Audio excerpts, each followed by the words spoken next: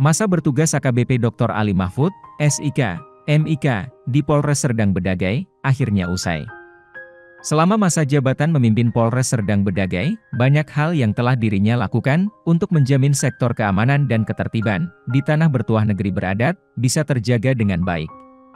AKBP Ali Mahfud juga merupakan seorang pemimpin yang mampu menjaga sinergi dan jalinan kerja sama dengan lembaga lintas sektor.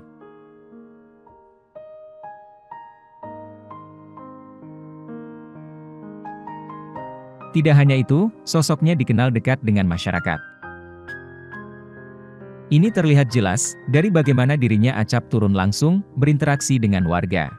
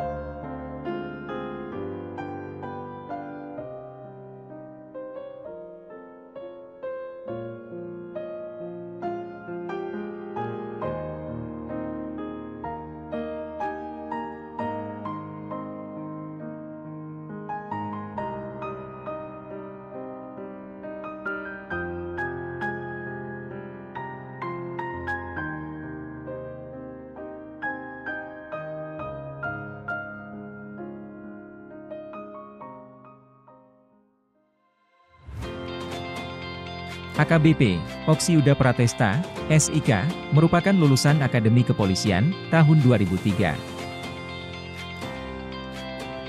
Ia kemudian mengikuti pendidikan di PT IKA pada tahun 2010.